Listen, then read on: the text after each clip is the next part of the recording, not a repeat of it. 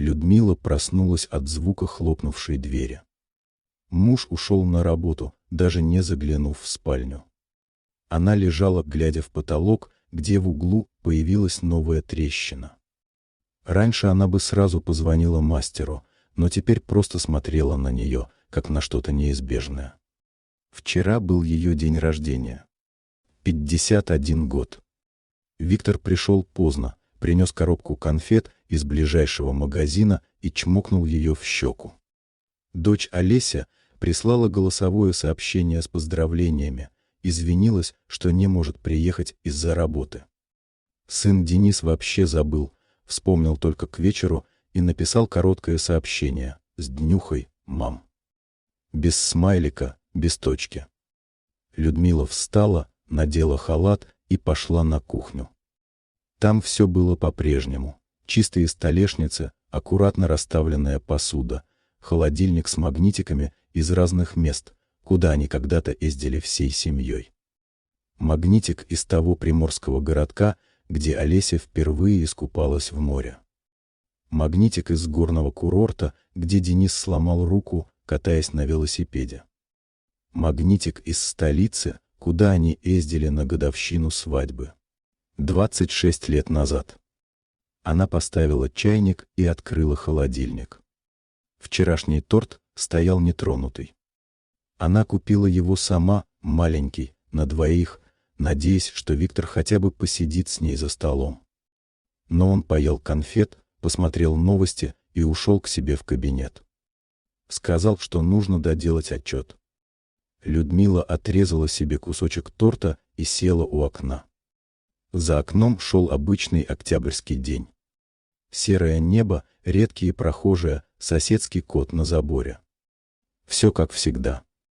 Только внутри нее что-то изменилось. Будто включили свет в темной комнате, и она вдруг увидела, насколько пусто вокруг. Когда она в последний раз говорила с Виктором о чем-то, кроме счетов и бытовых дел? Когда они в последний раз смеялись вместе? Или просто сидели рядом, держась за руки? Людмила попыталась вспомнить и не смогла. Телефон завибрировал. Сообщение от Олеси: «Мам, можешь перевести? У меня квартплата накопилась, а зарплату только через неделю дадут». Людмила посмотрела на экран, потом на остатки торта на тарелке. Перевела деньги, даже не написав ничего в ответ. В тот момент она решила, что нужно что-то менять. Не может же она так дальше жить. Не может просто смириться с тем, что стала невидимой в собственной семье. Людмила допила остывший чай и пошла одеваться. У нее появился план. Людмила провела весь день, готовя ужин. Она выбрала любимые блюда каждого члена семьи: жаркое с черносливом для Виктора, картофельную запеканку для Олеси, мясные котлеты для Дениса. Накрыла стол белой скатертью, которую берегла для особых случаев, достала хорошую посуду, зажгла свечи. Она позвонила детям еще утром.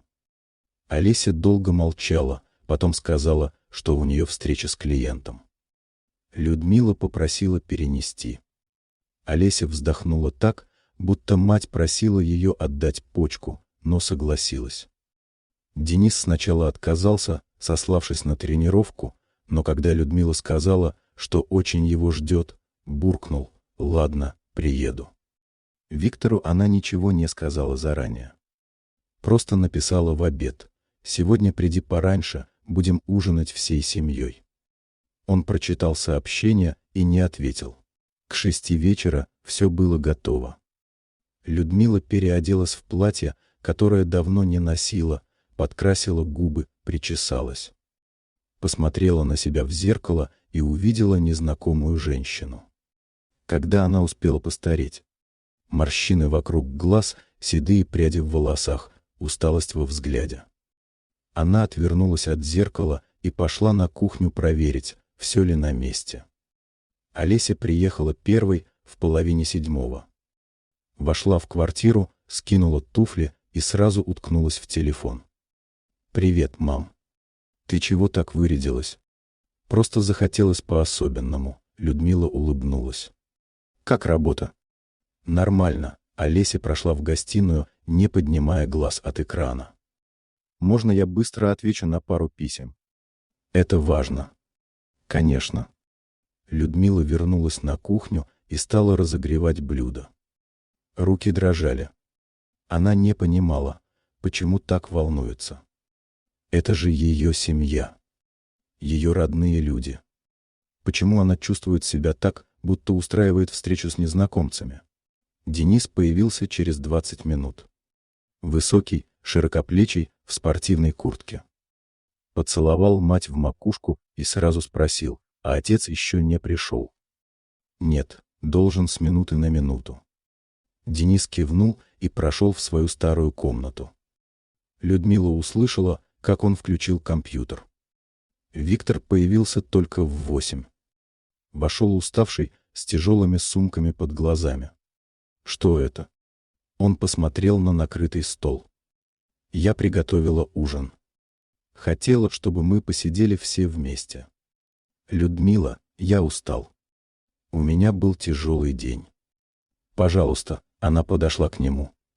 Это важно для меня. Он посмотрел на нее долгим взглядом, потом вздохнул и кивнул. Хорошо. Только недолго. Они сели за стол. Людмила разложила еду по тарелкам, налила чай. Все молчали, уткнувшись в свои тарелки. Только слышался звон приборов и жевание. «Как дела на работе, Олеся?» — спросила Людмила. «Нормально. А что именно сейчас делаешь? Какие проекты?» «Мам, ну обычная работа. Ничего интересного». Пауза. «Денис, как тренировки?» «Хорошо. Готовишься к соревнованиям?» «Ага». Людмила посмотрела на Виктора. Он ел молча, не поднимая глаз. «А помнишь, Витя, как мы ездили на то озеро?» Она попыталась улыбнуться. Олеся тогда поймала первую рыбу, а Денис упал с лодки. «Это было давно», — буркнул Виктор. «Но было же весело». «Было». Тишина стала гнетущей. Людмила чувствовала, как внутри нее нарастает паника. Она так готовилась, так старалась, а они сидят как чужие люди и ждут, когда это закончится.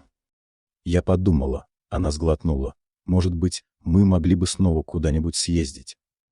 Всей семьей. Как раньше. Олеся подняла глаза от тарелки. «Мам, у меня куча работы. Я не могу просто так взять и уехать. Можно на выходные. На 2 дня. У меня на выходных встречи с клиентами. Тогда в следующем месяце. Посмотрим». Олеся отставила тарелку. «Можно мне уже идти? У меня правда важные дела». Людмила хотела сказать «нет», хотела крикнуть, что она важнее этих дел, что она мать, что она тоже имеет право на внимание. Но вместо этого кивнула. «Конечно. Спасибо, что приехала». Олеся ушла через 5 минут. Денис доел и тоже поднялся из-за стола. «Я к себе». «Денис, подожди. Может, посидим еще, поговорим?» «Мам, мне завтра рано вставать». Он ушел к себе в комнату. Виктор допил чай и встал. «Спасибо за ужин. Я пойду доделаю работу». «Витя», — Людмила встала вслед за ним. «Останься, пожалуйста. Хоть немного». «О чем говорить, Людмила?» Он обернулся, и в его голосе послышалось раздражение. «У нас все хорошо. Зачем эти театральные представления? Это не театр. Я просто хочу, чтобы мы были вместе. Как семья. Мы и так семья. Просто все выросли, у всех свои дела». Он ушел в кабинет и закрыл дверь. Людмила осталась одна на кухне, среди недоеденных блюд и догорающих свечей. Она села на стул и посмотрела на пустой стол. Слезы подступили к горлу, но она не дала им пролиться. Нет. Она не будет плакать. Она попробует еще раз. Людмила не сдавалась. Она стала звонить детям каждый день. Спрашивала, как дела, рассказывала о своей жизни, пыталась завести разговор. Но Олеся всегда была занята, отвечала односложно, просила перезвонить позже, а потом забывала взять трубку. Денис вообще перестал брать трубку после третьего дня, только отписывался сообщениями: «Все окей, мам, не могу говорить, на тренировке». С Виктором было еще сложнее. Он стал приходить домой позже. Говорил, что много работы, что нужно задержаться. Людмила не верила, но не спрашивала. Боялась услышать правду. Боялась, что он просто не хочет быть дома. С ней. Однажды вечером она приготовила его любимый пирог с яблоками. Тот самый, который пекла в первые годы их брака, когда они снимали маленькую квартиру и мечтали о будущем. Виктор тогда говорил, что этот пирог пахнет домом. Она накрыла стол к его приходу, заварила свежий чай, даже нашла старые фотографии их свадьбы. Хотела показать ему, напомнить, какими они были. Молодыми, счастливыми, влюбленными. Виктор пришел в 10 вечера. Усталый, помятый, с красными глазами. «Я приготовила пирог», — сказала Людмила. «Помнишь твой любимый?» «Я уже поел». Он прошел мимо нее в ванную. «Но это особенный пирог. Я специально для тебя пекла. Людмила, я устал. Может, завтра?» «Ты каждый день устаешь. Потому что я работаю. Чтобы содержать эту семью». Он закрылся в ванной. Людмила осталась стоять на кухне, глядя на пирог, который остывал на столе. Она разрезала его, положила себе кусок и села есть. Пирог получился вкусным, но она не чувствовала вкуса. Просто жевала и глотала, жевала и глотала. На следующей неделе она предложила Виктору сходить в кино. Давно они никуда не ходили вдвоем. Он посмотрел на нее удивленно, будто она предложила что-то невероятное. «В кино? Зачем?» «Просто так. Провести время вместе. У меня совещание в субботу. Тогда в воскресенье. В воскресенье я хотел отдохнуть. Витя, ну пожалуйста. Один раз». Он вздохнул и согласился. Людмила обрадовалась, как девчонка. Купила билеты на романтическую комедию, о которой хорошо отзывались. Подготовила красивое платье, сделала прическу. В субботу вечером Виктор пришел домой и сказал, что совещание затянулось. Он очень устал и не может никуда идти завтра. «Но ты обещал», — Людмила почувствовала, как внутри все жалось. «Людмила, я работаю. Понимаешь? Работаю для нас. Ты работаешь, чтобы не быть дома. Со мной». Он посмотрел на нее холодно. «Не выдумывай. Я просто устал. Мне нужен отдых, а не походы в кино. Раньше тебе было не лень. Раньше было много чего. Мы были молодые. И что, теперь мы старые и не можем просто сходить в кино? Господи, Людмила, что ты от меня хочешь?» Он повысил голос. «Я работаю с утра до ночи, обеспечиваю семью, а ты требуешь, чтобы я еще и развлекал тебя. Найди себе подруг, хобби, займись чем-нибудь. Не висни на мне». Эти слова ударили ее сильнее, чем любой крик. «Не висни на мне». Значит, так он воспринимает ее попытки. Как навязчивость. Как проблему. Людмила ничего не ответила. Просто развернулась и ушла в спальню. Легла на кровать и лежала, глядя в темноту. Виктор не пришел. Переночевал в кабинете. На следующий день она попыталась дозвониться до Олеси. Хотела просто поговорить, услышать голос дочери. Олеся не взяла трубку.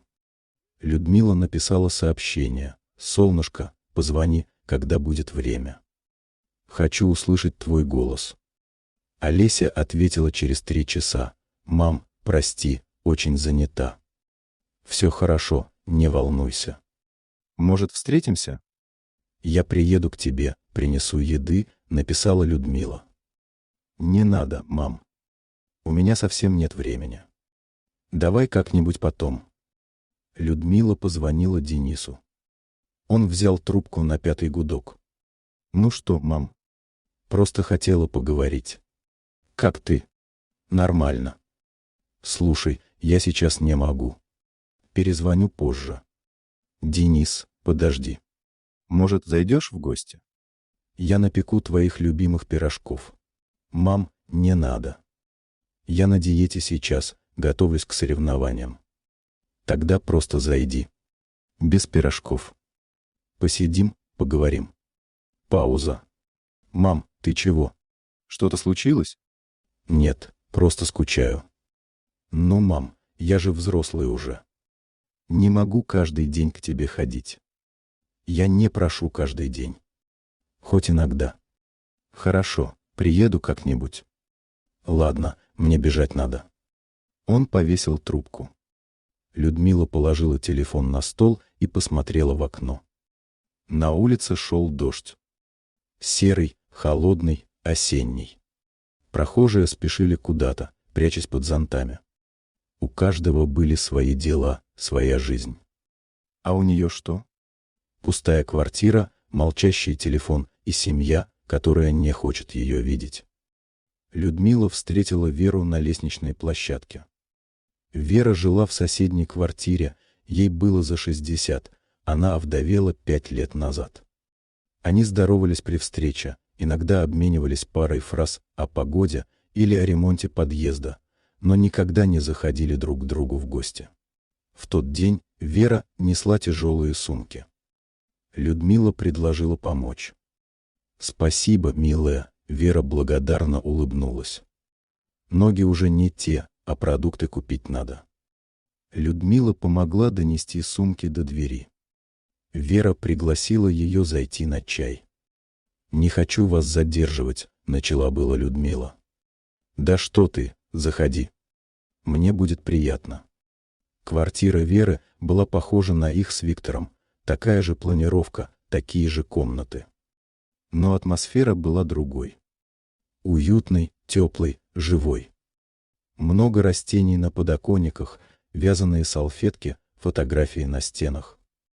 Вера заварила чай, достала печенье. Сама пекла. «Угощайся».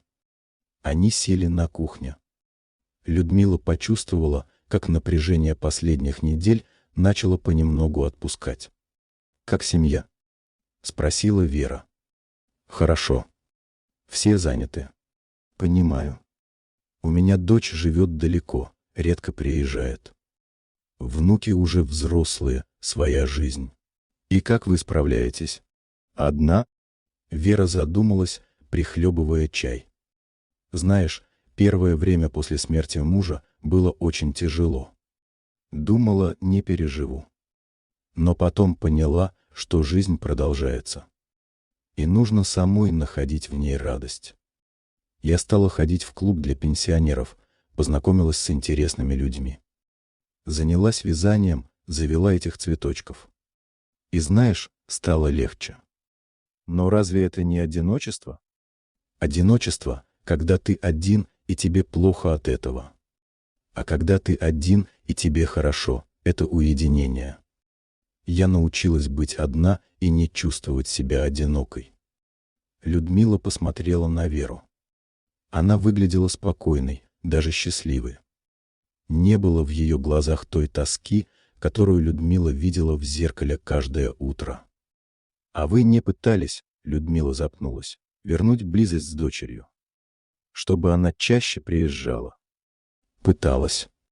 В первый год после смерти мужа звонила ей каждый день, просила приехать, говорила, что мне плохо. Она приезжала, но я видела, что ей тяжело. Что она делает это из чувства долга, а не из желания. И поняла, что так я только отдаляю ее. Дети выросли, у них своя жизнь. Это нормально. Моя задача как матери — не держать их возле себя, а отпустить. Но как отпустить, если ты их любишь? Именно потому, что любишь. Настоящая любовь не требует, не навязывается. Она просто есть. Людмила допила чай. Слова Веры крутились у нее в голове. Может, она действительно слишком навязчива?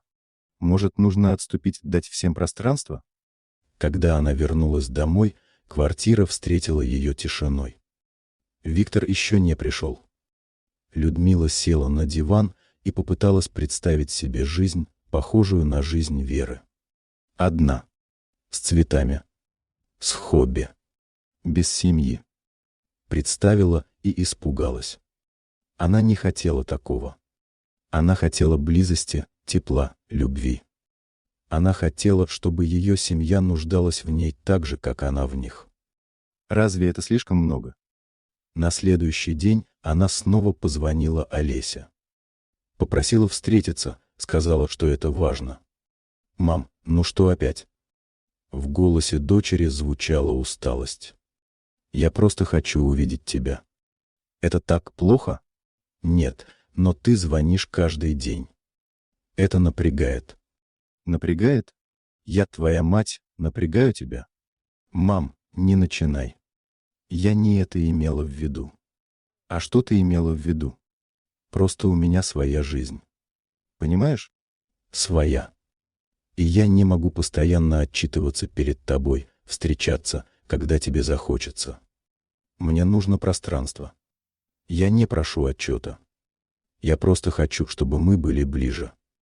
Мы достаточно близки. Просто не так, как ты хочешь».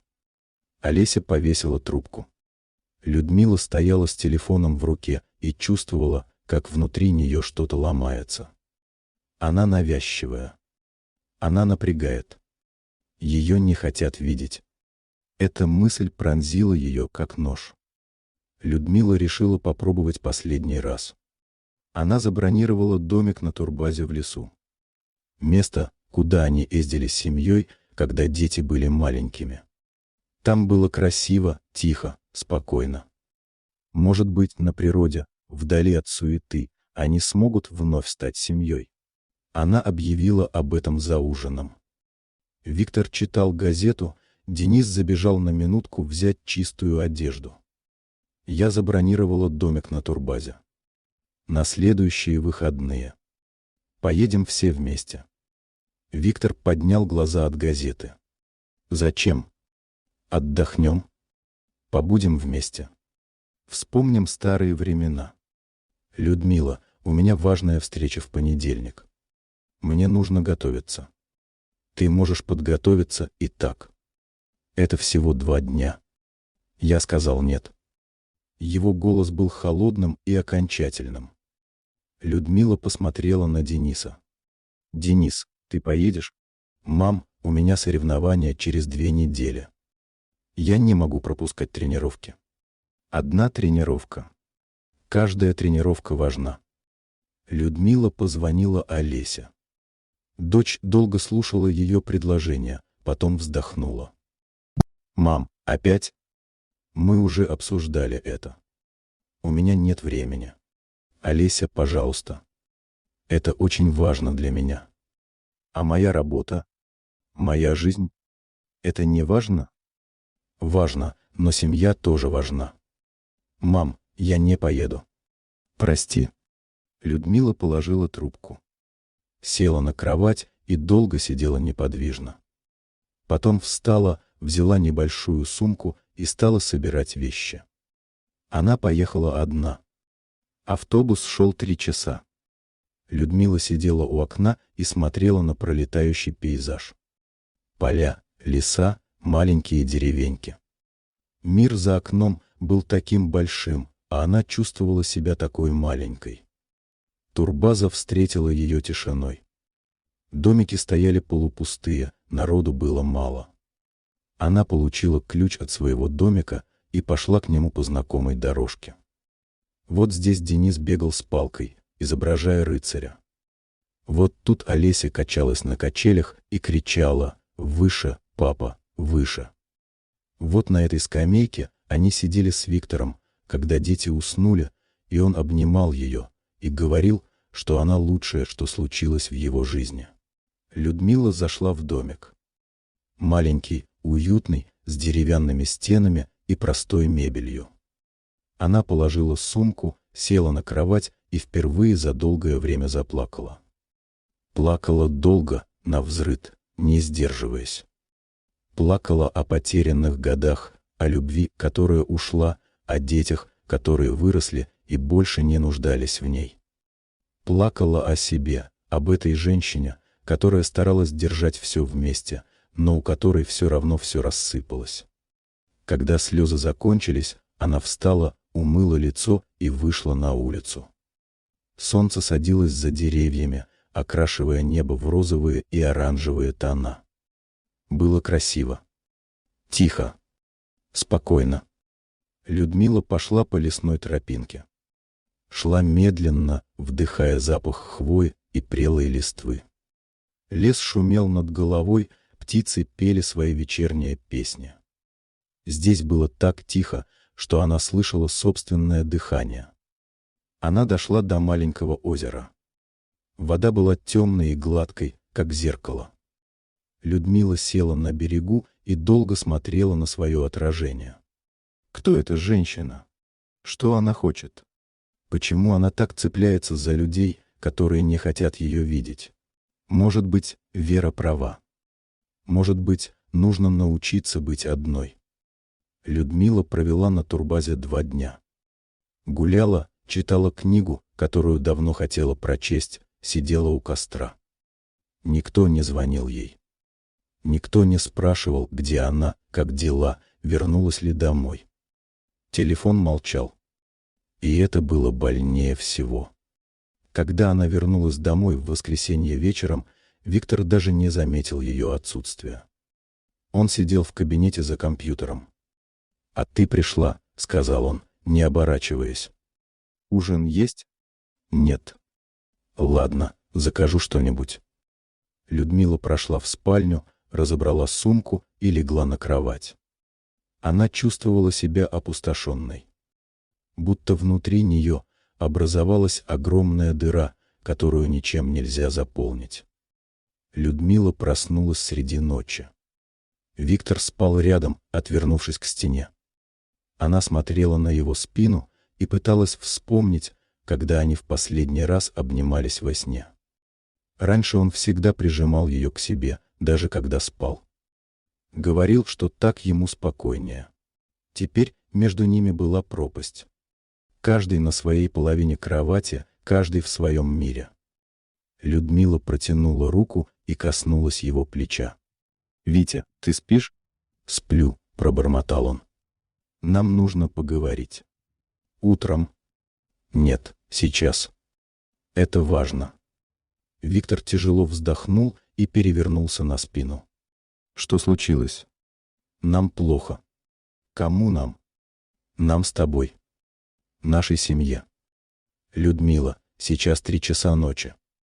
Давай поспим, а утром обсудим. Утром ты уйдешь на работу, и мы не будем говорить. Как не говорим уже много лет». Он сел на кровати, включил ночник. «Хорошо. О чем ты хочешь говорить?» «О нас. Когда мы перестали быть семьей?» «Мы семья». «Нет. Мы люди, живущие в одной квартире. Это не одно и то же». Виктор потер лицо руками. «Людмила, мы вместе 26 лет. У нас 2 детей. Что еще нужно? Близости. Тепла. Разговоров. Того, что было раньше. Раньше мы были молодые. Сейчас другое время». «Почему другое? Почему мы не можем просто быть вместе, как раньше?» «Потому что жизнь изменилась. Дети выросли, мы стали старше. Такова жизнь». «Ты правда так думаешь? Что это нормально, жить как чужие люди?»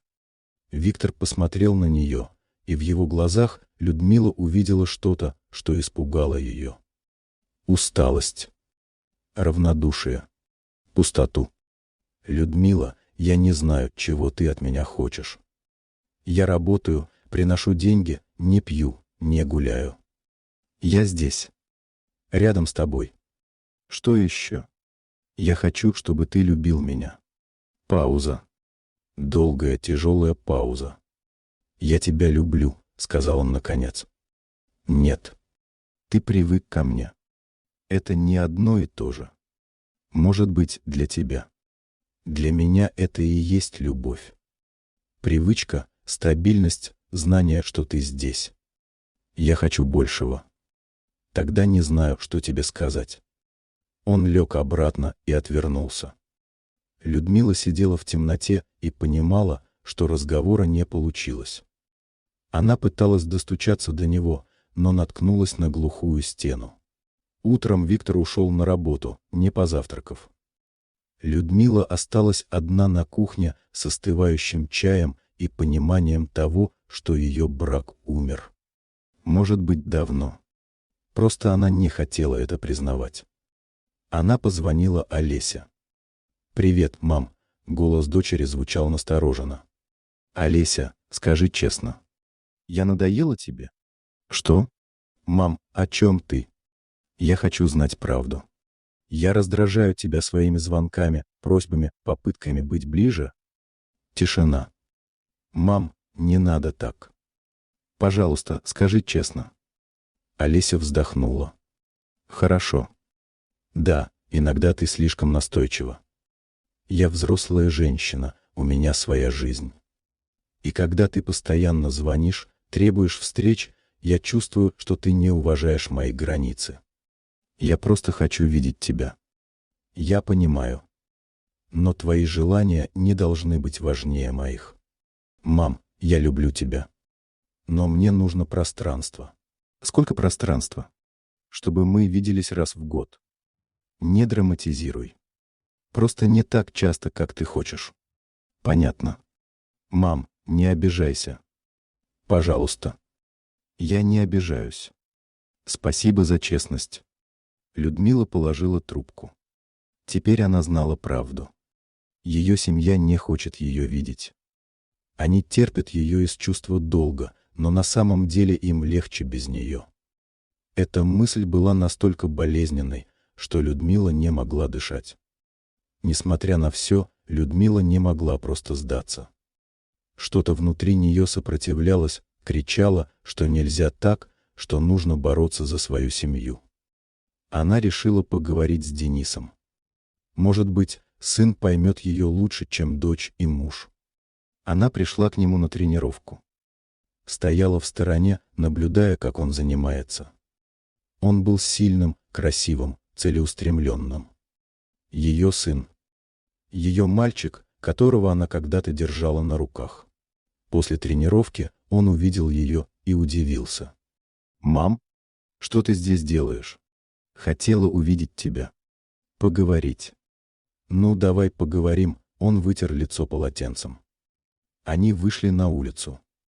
Было холодно, шел первый снег. «Денис, я хочу спросить. Ты счастлив?» «Чего?» Он посмотрел на нее удивленно. «Ты счастлив в своей жизни?» «Ну да, в принципе». «А что? И я не нужна тебе?» «Совсем?» Денис остановился. «Мам, ты о чем?» «Конечно, нужна. Ты же моя мать. Но ты не хочешь меня видеть. Я занятой, мам. У меня тренировки, соревнования. Это отговорки, Денис. Если бы ты хотел, ты бы нашел время». Он посмотрел на нее долгим взглядом. «Хорошо, давай на чистоту. Да, я не хочу видеть тебя так часто, как ты хочешь. Но это не значит, что я тебя не люблю. Просто у меня своя жизнь. Понимаешь? Своя. И мне нужно, чтобы ты это приняла». «Значит, я должна смириться с тем, что вы все от меня отвернулись?» Мы не отворачивались. Мы выросли. Это разные вещи. Для меня они одинаковые. Денис вздохнул. «Мам, я не могу быть твоим смыслом жизни. Это слишком большая ответственность. Найди что-то свое. Работу, хобби, друзей. У меня есть свое. Вы. моя семья. Но этого недостаточно. Понимаешь? Мы не можем заполнить твою жизнь. Только ты можешь это сделать. Он обнял ее неловко и ушел. Людмила осталась стоять на улице под падающим снегом.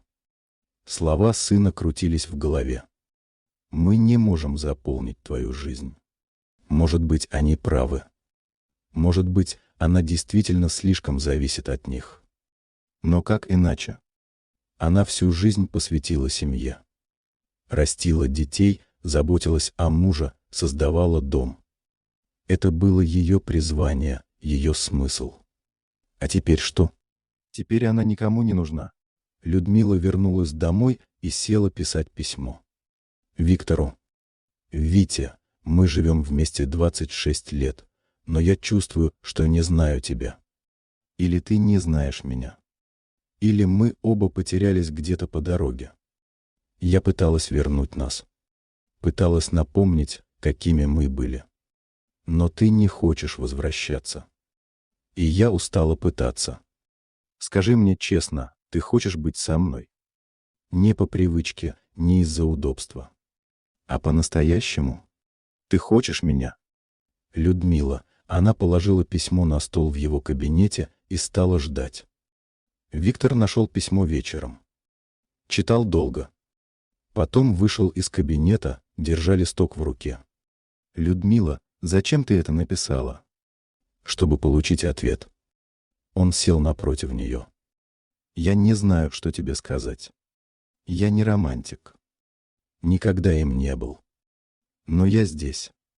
Я рядом. Разве этого недостаточно? Нет. Тогда что ты хочешь? Чтобы я признался, что не люблю тебя? Скажу, люблю. Но не так, как ты хочешь. По-своему. Тихо. Без слов и жестов. А мне нужны слова и жесты. Тогда нам нужно что-то менять. Что именно? Он посмотрел на нее, и в его взгляде была усталость. Не знаю, Людмила. Честно, не знаю. Эта неизвестность была хуже любого отказа. Людмила перестала звонить детям каждый день. Перестала предлагать Виктору совместные ужины и поездки. Она просто отступила, как советовали все. Дала им пространство. И это пространство поглотило ее. Дни стали похожими один на другой. Утро, завтрак в одиночестве. День, уборка, готовка, просмотр телевизора.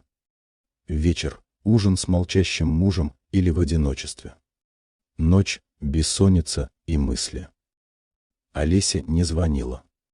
Денис тоже. Виктор приходил все позже. Людмила начала замечать, что разговаривает сама с собой. Вслух. Обсуждала с собой, что приготовить на ужин, какой фильм посмотреть, куда сходить. Отвечала себе, спорила, соглашалась. Однажды она поймала себя на том, что ведет целый диалог с воображаемой подругой. Остановилась, посмотрела на себя в зеркало и испугалась. Что с ней происходит? Она решила выйти из дома. Пошла в парк, где раньше гуляла с детьми. Сейчас там было пусто, только пожилые люди на скамейках и редкие прохожие. Людмила села на скамейку и стала наблюдать за людьми. Вот пара держится за руки. Вот мать гуляет с коляской. Вот компания друзей смеется над чем-то. У всех есть кто-то. Кроме нее. Рядом села пожилая женщина с собакой. «Холодает уже», — сказала она. «Да», — кивнула Людмила. Вы часто здесь гуляете? «Нет, раньше ходила с детьми». Давно это было. А теперь дети выросли. Выросли. Понимаю. У меня тоже дочь уехала. Живу одна. Вот, собаку завела, чтобы не так одиноко было. Людмила посмотрела на маленькую дворняжку, которая виляла хвостом. Помогает? Помогает. Хоть кто-то радуется, когда я прихожу домой. Женщина ушла, а Людмила осталась сидеть. Может быть, ей тоже завести собаку? Или кошку? Хоть кто-то живой в доме будет.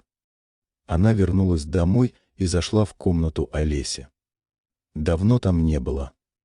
Комната пустовала, покрывалась пылью. На стенах еще висели старые плакаты, на полке стояли школьные награды. Людмила села на кровать дочери и посмотрела вокруг. Когда-то здесь была жизнь. Смех, музыка, разговоры. Олеся приводила подруг, они сидели до ночи, болтали о своем. Людмила приносила им чай и печенье, и они благодарили ее, и она чувствовала себя нужной. А теперь здесь только пыль и тишина. Людмила зашла в комнату Дениса. Там тоже ничего не изменилось с тех пор, как он съехал. Спортивные награды, постеры с кумирами, старый компьютер. Все застыло во времени. Она вернулась в гостиную и посмотрела на семейные фотографии на стене. Вот они молодые, только поженились. Вот Олеся в роддоме. Вот Денис делает первые шаги. Вот все вместе на море. Счастливые, близкие, семья. Когда это закончилось? В какой момент они перестали быть вместе? Людмила поняла, что не может назвать точную дату. Это произошло постепенно, незаметно. Дети росли, становились самостоятельными. Виктор уходил в работу. А она осталась на месте, цепляясь за прошлое. Может быть, проблема в ней. Может быть, она не смогла измениться вместе с ними. Не смогла отпустить, принять, что время идет и все меняется. Эта мысль была горькой, но в ней была правда. Людмила сидела на кухне и пила чай. Виктор собирался на работу. «Витя, нам нужно поговорить». Он остановился, держа в руке портфель. «Опять?» «В последний раз. Обещаю». Он вздохнул и сел напротив. «Слушаю. Ты хочешь развестись?» Вопрос повис в воздухе. Виктор смотрел на нее удивленно. «Что? Откуда такое? Просто ответь. Ты хочешь?» Он задумался. «Нет. Не хочу. А ты?» «Не знаю. Раньше думала, что нет. Но теперь не уверена».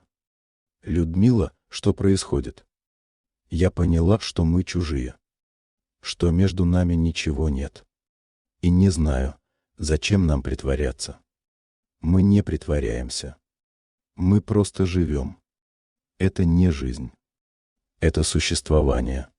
Виктор потер лицо руками. «Хорошо. Что ты предлагаешь?» «Ничего. Просто хотела, чтобы ты знал, что я чувствую». «И что ты чувствуешь?»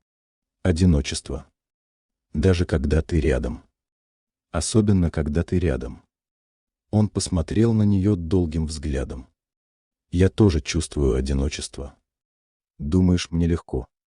Тогда почему мы ничего не меняем?» «Потому что не знаю как. Я не умею быть другим. Это я. Такой, какой есть.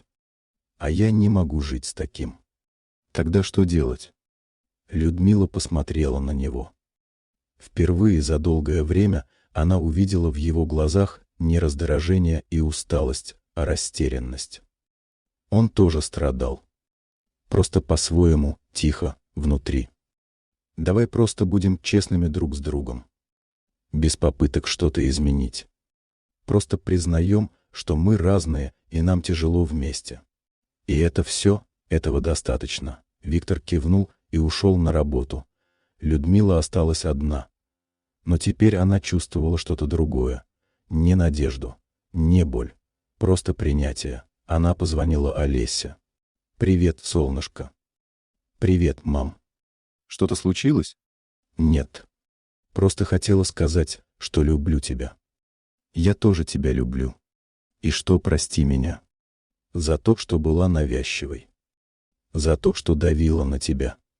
Мам, все нормально». «Нет, не нормально. Но теперь будет лучше. Обещаю. Ты меня пугаешь. Не бойся. Просто я поняла кое-что важное. Что моя жизнь — это не вы. что мне нужно найти что-то свое. Мам, я рада это слышать. Они поговорили еще немного, и Людмила положила трубку. Ей было легче. Будто камень упал с души. Она позвонила Денису, сказала то же самое. Он тоже удивился, но был рад. Потом Людмила долго сидела у окна и смотрела на улицу. Люди шли по своим делам, жили своими жизнями. И она тоже должна начать жить своей. Только какой? Она не знала. Но решила, что найдет ответ. Прошло 3 месяца. Людмила перестала пытаться вернуть близость. Перестала звонить детям каждый день, предлагать встречи, устраивать семейные ужины. Она просто отступила и дала им жить. И они жили. Олеся звонила раз в 2 недели, Денис раз в месяц. Виктор приходил домой поздно и сразу уходил в кабинет. Иногда они ужинали вместе, иногда нет. Разговаривали о мелочах, о погоде, о новостях. Ни о чем важном. Людмила привыкла к тишине. Она больше не боялась ее. Наоборот, тишина стала ее убежищем. В тишине она могла думать, чувствовать, быть собой. Она попробовала найти работу, но везде отказывали. Вы слишком долго не работали, у вас нет нужного опыта, мы ищем кого-то помоложе. После 10-го отказа она перестала пытаться. Она записалась на курсы рисования. Ходила 2 раза и бросила. Ей было неловко среди молодых девушек, которые болтали и смеялись. Она чувствовала себя чужой. Она пыталась найти подруг, но все ее старые знакомые были заняты своими жизнями. Дети, внуки, работа. У всех было что-то. Кроме нее. Постепенно Людмила перестала искать. Она приняла свое одиночество. Не как наказание, а как данность. Как часть жизни, которую нельзя изменить. Она стала разговаривать сама с собой все чаще. Вслух, длинными монологами. Обсуждала прочитанные книги, услышанные новости, свои мысли и чувства. Отвечала себе, спорила, соглашалась. Иногда ей казалось, что она сходит с ума. Но потом она вспоминала слова Веры: одиночество, когда тебе плохо от этого. А когда тебе хорошо, это уединение.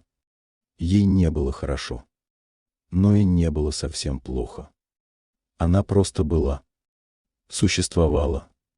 Жила в своем тихом мире, где единственным собеседником были ее мысли. Однажды вечером Виктор зашел на кухню, где Людмила сидела у окна с чашкой чая. «Ты часто сидишь одна», — сказал он. «Да. Тебе не скучно?» Людмила посмотрела на него. «Скучно. Но я привыкла». «Людмила, может быть, стоит что-то изменить? Может, съездим куда-нибудь? Или пойдем в театр?» Она улыбнулась грустно. «Зачем, Витя? Мы оба знаем, что это ничего не изменит.